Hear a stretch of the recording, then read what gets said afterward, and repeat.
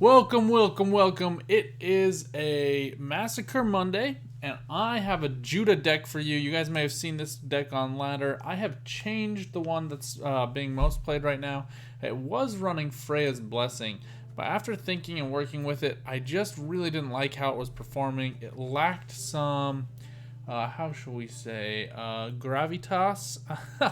Didn't have any removal, and I think that was a little problematic, and also didn't have great point play. So I've swapped out the Freya's Blessings. Most of these played for 12 points when Crow Mother was in the graveyard and both of the Crow Messengers were in the graveyard. Or if you could grab like a Crow Clan Druid and play them, which was fine but not amazing. It also gave Doomed to the unit, so you could only do it with the Messengers once. So I've subbed in Giga Scorpion Decoction and Elf and Onion Soup because I think they're more fun, and I'm all about fun. So let's walk you guys through this deck. You do need a lot of kind of, how shall we say, strange legendary cards in order to make this deck work. It is very temperamental. It's hard to get to work perfectly. So I wouldn't really recommend this deck if you're trying to push up into pro, but if you're further down ladder, this deck only requires a few legendaries. It is really fun to play with, and if you're trying to get the sense of how a hyper thin deck works, this one is more forgiving than a lot of other hyper thins, but I do think that Nilfgaard is best at hyper thin, just because Nilfgaard, you can use Isbel, you can use Vilgefortz, you can use a Heracrax, just perfectly get out the exact unit that you want. And Tibor, in and of himself, is quite a good card for just forcing out a unit from your opponent's deck, and you can pair him with cards like Courier to see, or even like Cairn of Trahan to see exactly what your opponent has on top of their deck, and then kind of intentionally pull out the card that you want, either in like a Haraldon Crate in a round one, or a card that has a really good deployability like Geralt Igni.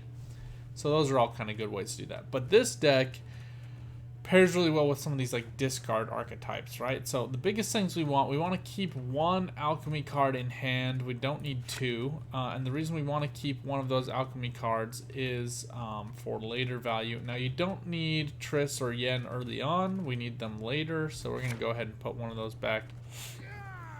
Jutta needs to end up in the deck, but we're going to get our deck down to only 2 cards eventually, if this all goes off right.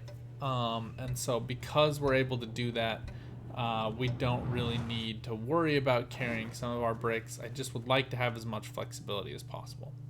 Now, you can get several of these cards you can play, or you can just put them into your graveyard. Crow Mother is a good example. So if you get Burna and you're missing targets when you need to put 2 units into your graveyard, feel free to put Crow Mother or Phoenix into your graveyard. Crow Messengers as well. We don't use Freya's Blessing in my version, so you can't put both of them in, but you can certainly put one of them.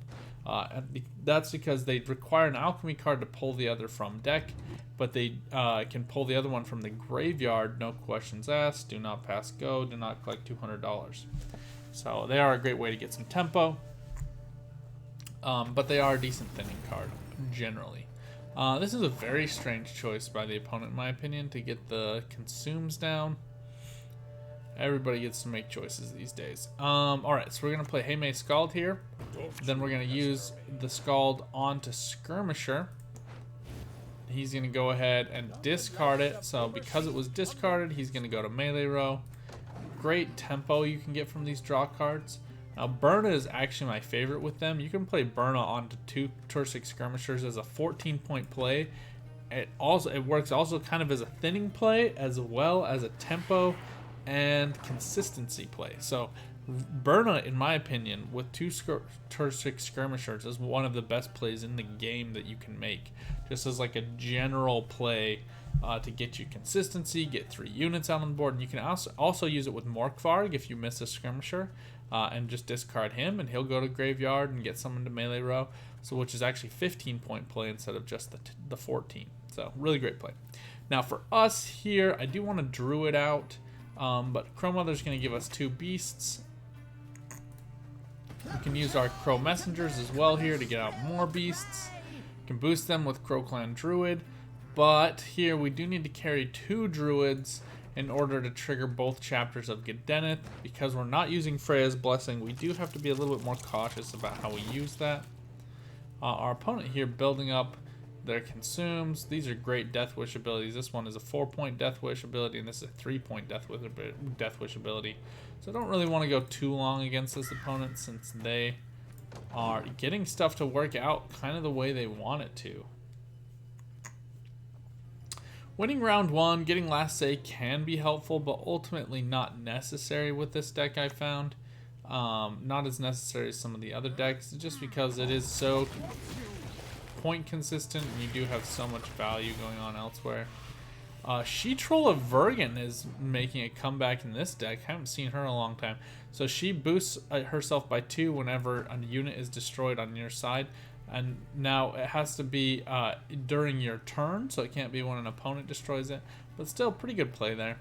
Here, we're pretty satisfied with everything we've been able to develop. I could go for Crow's Eye Rhizome if I wanted, but I think I'm going to save that for Gedeneth with Croclan Preacher. We're just going to go ahead and take the pass here. This deck does like to be played across 3 rounds, Phoenix being a major reason for that. Phoenix, if I had gotten it out, would go to my graveyard, and then banishes itself from the graveyard and spawns a little artifact. Here we do get Phoenix, so we're going to showcase that for you guys. But it spawns an artifact right there. Now we already have 1 Croclan Druid, we don't need a second. Burnham looking really nice here. We do need a few things to discard. We're going to go ahead and put back in this Crow's Eye Rhizome. And I'll explain why momentarily. So still missing a bunch of our draws. Gedeneth missing, Ermion missing, and Darren also missing. All of these really important and key pieces. But welcome to all of those of you joining on Twitch. I am recording this Jutta deck. I made some tweaks. I had filmed one version yesterday. Got rated by 200 people from Saber97. Love that guy. And because of that, just totally fumbled up some of my final plays with it. So, like I said before, Phoenix is one of those targets we can put in the graveyard. He's going to banish himself and come back next round. We obviously do need to make some plays here, but I'm feeling a little less stressed than normal. Here we will go ahead. Now, one option too, we can use Elf and Onion Soup onto Phoenix, but since we don't have any other alchemy cards, I think we're just going to go ahead and target it. We use Hey My Scald here, see if we can get something better back. Alright, Darren's not superbly helpful at this point. We're just going to target Mark Varg. He is a 9-point play. That gets us the tempo we need to stay ahead of our opponent. Now we could use Elf and Onion Soup here just to get back Crow Mother. We can use it onto Phoenix. And then another low-cost gold card as well if we really wanted to. But here I think, again, we're going to be doing Burn and Brand. You have to wait until you have 9 cards in hand because she does draw 2 cards. She counts as a card played, but if you play her with all 10 cards in your hand, you're going to draw 1 card and then have to put back 2 as discarded cards. So don't do that. I am speaking from experience. Alright, I think the opponent here looking for Adrenaline Rush is really great tempo play. Oh, it looks like Wispest Tribute instead, maybe for Predatory Dive. Interesting. Predatory Dive, really great exchange with this Organic Swarm deck. This looks really similar to our Organic Swarm deck that we like to play. Just using She-Troll of Vergen. Now, She-Troll of Vergen is crazy with like Glusty Warp because it's whenever a unit is destroyed and you destroy a ton of those drones. Really great value. Here we're going to go ahead. Now, when you use Darren to move something to the graveyard, something that's really important to note about that, I think we will move this Croclan Preacher first. We don't really have a need for her, and she would just clutter up the draws here. We do want to have as many specials as we can in the deck, just because when we later use Yen and Triss, we want to make sure that we aren't missing for other cards of value. Now, just because of how this lined up, because I don't love my draws, because Skirmisher's still here, all of those things being factors, normally I would wait. I like to get Burnham with all that tempo. But because I also don't want to draw into Jutta after discarding her, I'm going to go ahead and use Jutta now. We shall do it my way. Okay, here we're going to go ahead and put Phoenix back. And we do have 2 druids here. I think I'd rather have Crow Clan Preacher. So we're going to go ahead and put Crow Clan Druid back into the discard pile. That gives us the points we need to carry this round. And then also gets Phoenix into our graveyard, which is going to be revived. So a great question in chat from Slav Squirrel. Why not move the Skirmisher from my graveyard, from my deck to the graveyard? So the biggest reason not to do that with Darren is, so Morkvar gets moved to melee row whenever you play him. Sorry, I need to do this before I forget. So we're going to go ahead here and do that, and then we'll put this Crow's Eye Rhizome back in deck. First off, just so we have a target. Looks like we're a little bit unfortunate with the fact that we have 2 units left, so really bad luck here. But the biggest reason why you don't want to move Skirmisher from the deck to the graveyard is because if we could have drawn him with Burna, he becomes discarded, and then he gets summoned from the graveyard to the melee row. If you just move something with Darren from the deck to the graveyard, it does not count as discarded. Yeah, so kind of weird, but it is how it works. So here, Yen and Triss are only going to find a potential 4-point value because the Skirmisher is still in deck, so kind of suboptimal there. We do have Ermion to grab this last Crow's Eye Rhizome. We'll wait to play him. I think first and foremost, we're just going to kind of be looking to get some other value going here. So why don't we get Deneth out?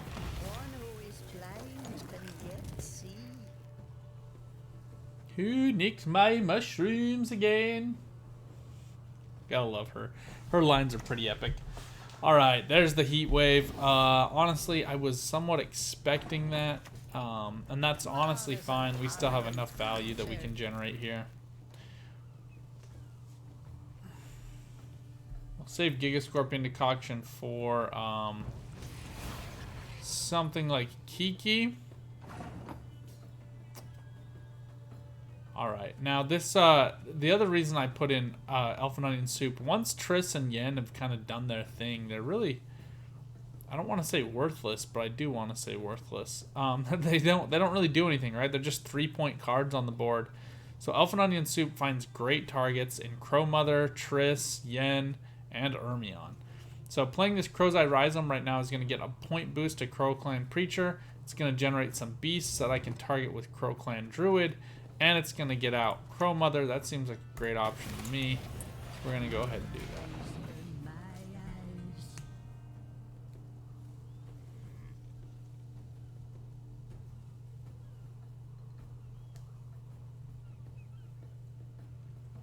So one thing somebody did point out in chat, and we will have to calculate this here. We could use Blaze of Glory onto this Torsic Skirmisher, which would leave Jutta in deck so that we could target her with Yen and Triss. That is something I could do, but if you take, I think if you want to calculate probabilities, the odds of playing Yen and Triss is a total of 8 points on average for 16 points for both of them, which is still really good. The 12 points of removal would be another 28 points, and then we would get a final play with Sigdrifa's Right for another 12 points, so that's 40 points in total. Whereas if I were to discard him, I would get 4 points of damage, 12 points of boost, 12 points of damage, which is 26 points total. And then we would only be able to grab Burna as our next highest, so that's 32. So if I'm just calculating the odds, that's still better, right? So, but it is something we will need to look at and think about a little bit more. Here I think I'm going to get out Ermion, just because I will still have a couple of alchemy cards in hand, and we can go ahead and use Elf and Onion Soup in case it's some kind of generate engine that we can use other value with. So we're going to go ahead and use Ermion here. Crow's Eye Rhizome.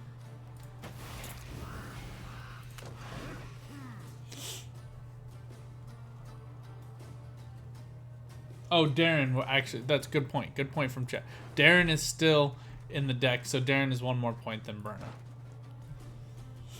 So 1 more point. So I guess if I wanted to be perfectly safe, those are probably really close, right? So it was 40. So if I was to calculate worst case scenario, 4 points. 4 points is 8, and then we get this would be 12, 24, 32 points. So really, actually, the same number of points, even if these both grab 4-point removals, right?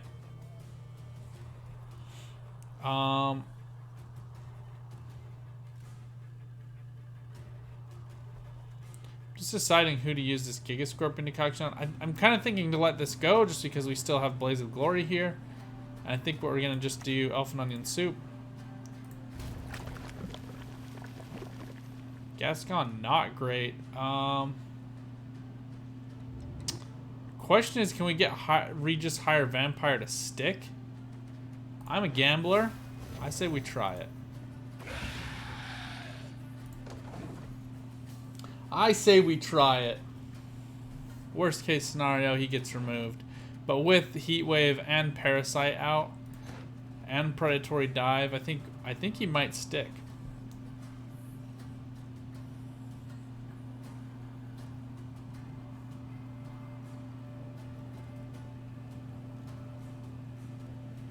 Yes, I know. Axel 3 eyes or Axel 1 eye would have been worth 4, 6, 7. I needed to play Phoenix before I did him. He would have also been a really great option, but there's no removal on Regis, so I'm just gonna let Regis sit. I think here I'm gonna remove Burbagazi just because it gets 2 consumes. You get Crow Mother back. 3 eyes, 1 eye, who cares? I wonder if that's supposed to be like a Game of Thrones reference. This is like just trying to punish us now, just trying to threaten this Regis. Too bad. Barghest is out. Barghest is going to consume this Werecat, I'm guessing. We're going to play Yen, who should get at least 4 points of boost to Regis, so that should help him stick. There'll be nothing to pick up. Yeah, we do only 4 points of boost, so that's better than nothing. And we're just going to let him sit. Barghest here at 3 points of boost, but really forcing our opponent to kind of play around this Regis has really given us some good options.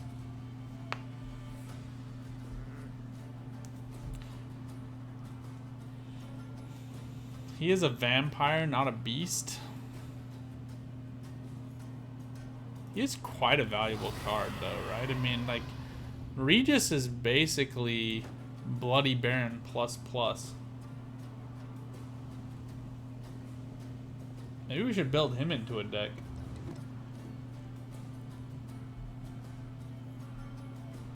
But our opponent here really struggling to choose what to do next. For those of you unfamiliar, Haunt is going to spawn a Night Wraith here. It's going to boost up Banshee by another point. He is going to want to consume the Night Wraith for full value. I mean, the opponent does get last say here. Ooh, Plague Maiden. But he's got to consume the Plague Maiden for full value.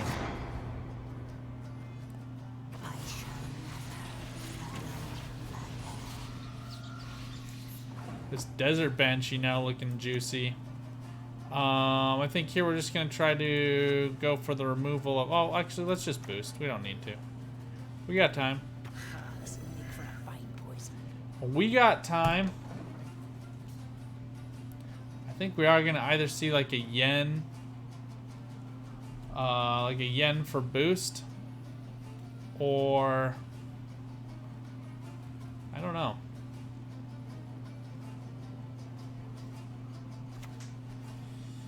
Bone Talisman makes sense. Again, I'm in no rush here. All right, we'll try Triss. I'm gonna use this on Barghest.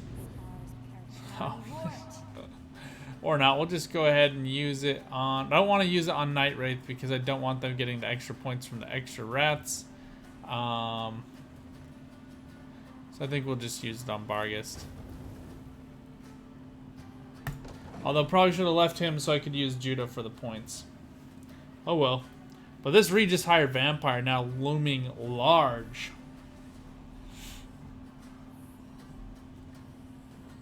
Right now representing 11-point removal plus an 11-point boost. Yeah, I know. That was a big mistake for me against the Bargus. If we lose because of the Bargus, you can blame me.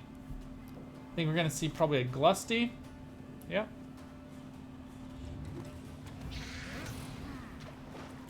Meager points here, but that works out well. I owe you for that.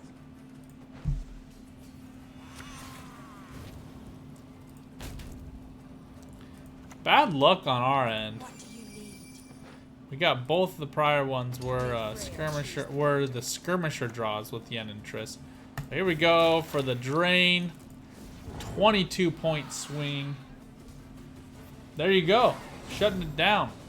I do think, compared to the other deck out there, I know some people might see it as like as a minor change, but Elf and Onion Soup coming in clutch for us.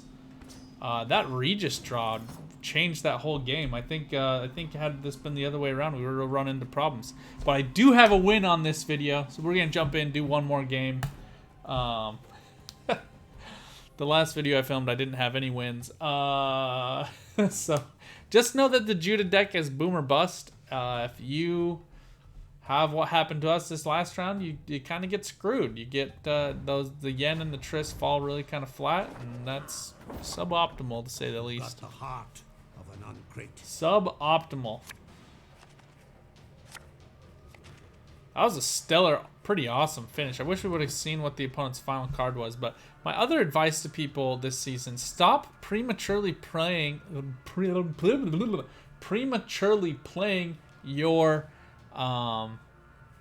Karathi Heat Waves. Just simmer down. Let it go. Let it go. Here we get two great discards. I'm actually going to go ahead and put down the Crow Clan Preacher. This is pretty great. We don't have any alchemy cards in hand though, so I'm going to save this Crow Clan Druid. This is as good as it gets. Okay, so if you ever are doing draw consistency decks, you know a few things. First off, do your precision thinning first, then do your draw card, discard cards, right? So precision thinning here, Crow Messenger for the other Crow Messenger, and Darren for Morkvarg. So those are our two musts. So we're going to go ahead here and just play out our Crow Messenger. So the reason we do that is because we don't want to draw into those cards, otherwise we brick them, right? And bricking meaning they just play for the point value, not for the synergy, engine value, etc., etc. He can't use... okay, he can't use some stuff here. So I'm glad we got these out because now we can play some of our alchemy cards, but he can't use vitality on this Dunka. Dunka does represent constant and perpetual points. So, I mean, there could be a Hamadryad later. That's true. But I think this is a better play. We're going to go ahead here. Again, precision drawing here with Ermion. Ermion can end up leading to a brick later on. And we don't want to do this Massacre of Urbos because we haven't done Morkvarg yet.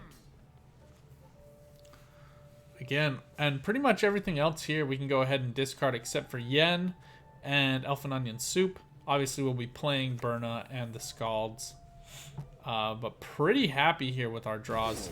Again, we just need Darren here to get out Morkvarg.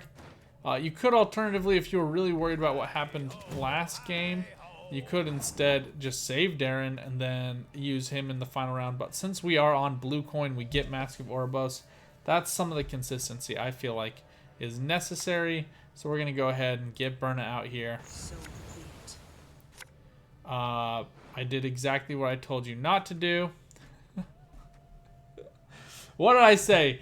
Make sure to use Darren from Morkvarg first. And did I do it? I did not. We're going to go ahead and play out Skirmisher and Phoenix here.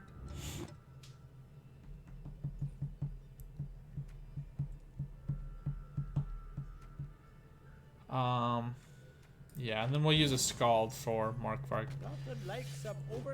Now, we also can use this Mask of Oribos. I think we'll actually go ahead and do that for the Skirmisher. That's perfect. There he is. We should be shutting down this round here pretty quickly.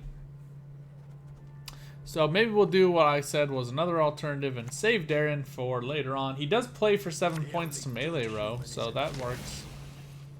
I love this play with Elias using Isengrim's Counsel, so he gets boosted by 2 since he's the only elf in the deck. You get to target the Treant that was spawned by the Isengrim's Counsel being a nature card. You destroy that and get out 2 Deadeyes. Excellent tempo play.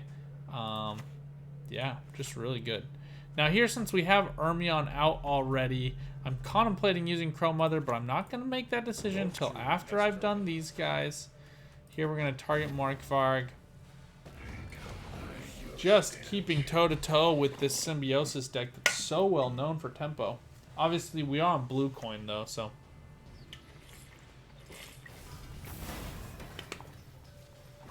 The opponent here trading in some, honestly, meager cards, in my opinion. Here we go for Heme Scald. Hey, listen here. Listen here. Listen well. I'm going to go ahead and put Crow Clan Preacher back. She's worth at best 8 points on a round. I mean, sometimes more if we get her down with her companion. But I think here Crow Mother's just a little bit better.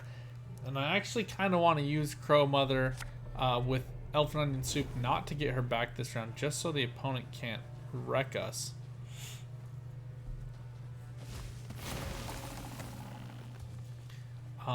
Interesting play for tempo from our opponent here. It would not surprise me to see a Heat Wave used against Crow Mother. It would be unfortunate. It honestly wouldn't be the end of the world for us.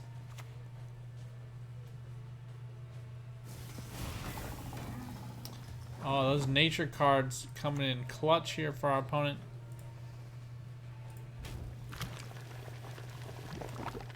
Living Armor is 10 points straight up and right away. I think we're going to go ahead and use that. It does have that problem of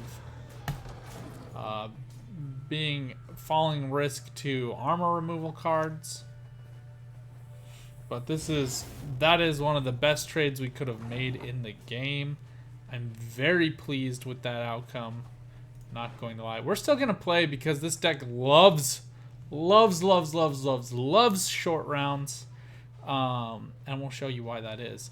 But here we can go ahead. We do have a couple more druids in deck, but just 2. So I am a little bit anxious about playing Crow Clan Druid. Everything else I kind of want. So if nothing else, these Crow's Eye Rhizome cards serve as buffers for the Jutta play. So we're just going to play Darren. Although he doesn't play all that well to melee, huh? Crow Clan Druid is the only way to take the lead here. So we will play her. We're going to play it risky.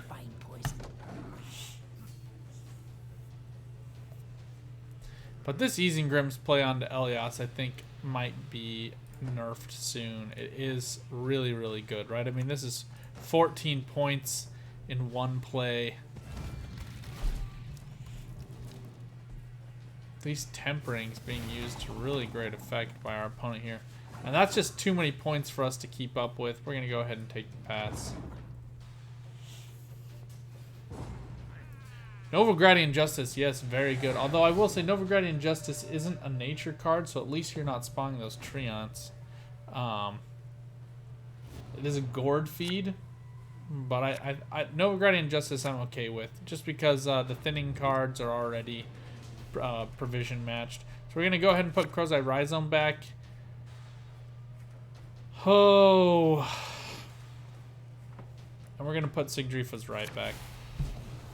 We just needed the Druid.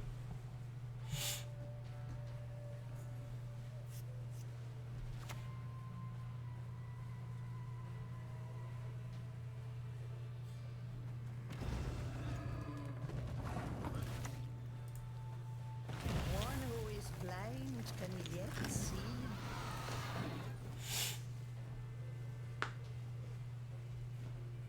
I think Malena would probably be the one thing I'd be concerned about from the opponent. Otherwise, we're in a pretty good spot.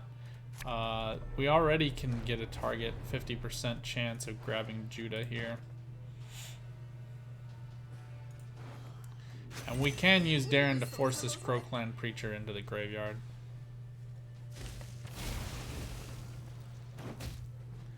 Decent points from the opponent here.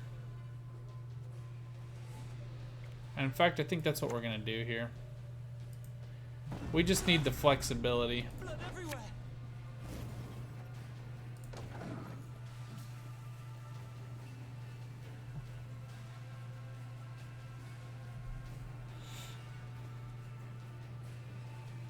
Don't want this Crowclan Druid to totally miss a beast, so we probably do want to get it on the Phoenix.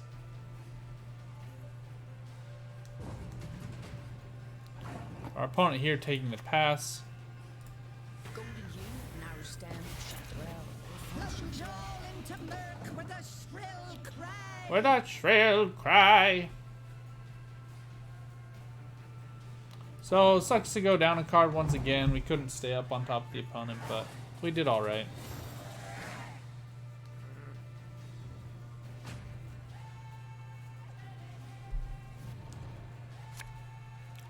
Now we just want Jutta to stay in deck.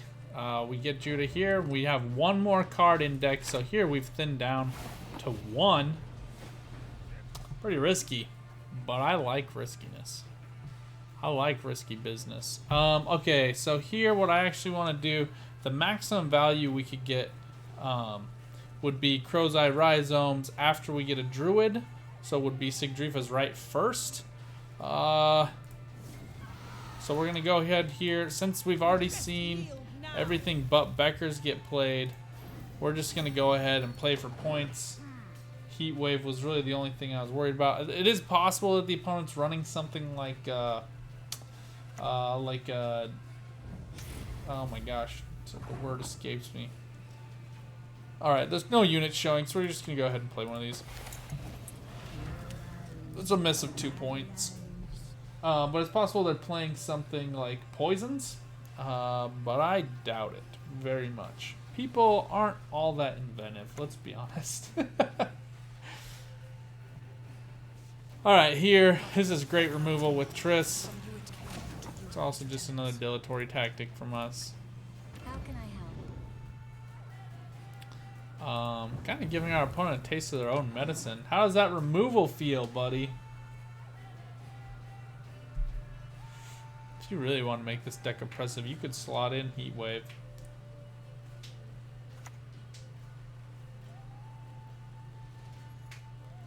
Out comes a Gourd for some reason I'm not understanding. We're just going to kind of play it out. We're not in a rush. It doesn't make any difference to us whether we damage him now or later. It's 12 points of damage, so we're just going to let him go. I do think the opponent wants to get out a Hamadryad. This is kind of like the worst play you could make, is to purify that off. I think they needed that Treant there. There's no Dryad, so they just get the pure boost. Very strange. Also strange to play this when you know I have an unused leader ability. What do you need? Exactly what I told Good luck making up 33 points, good friend. May the force be with you. That's definitely not going to do it. Opponent really needing some huge tempo, and Shaping Nature is not going to get them there. So I'm guessing they didn't love their draws, but bleeding me out last round was probably not the choice they wanted to make. If you were going to attempt that bleed, you really needed to like run me dry. But there you go, 2 wins. I think this Elfin Onion Soup, I like to toot my own horn, but I really think that it makes a huge difference. Giga Scorpion Decoction as well. People, when they play against this quadruple Jutta deck, do not expect that kind of removal. I found better consistency with this as well. Freya's Blessing always kind of ruined things for me, I felt like. But let me know what you think in the comments down below. If you like this video, please leave a like. If you want to see more, subscribe. And please check us out on Twitch. It's always a riot. We're having fun times there. Until next time, good luck on the path. Get out there and keep on Gwenting.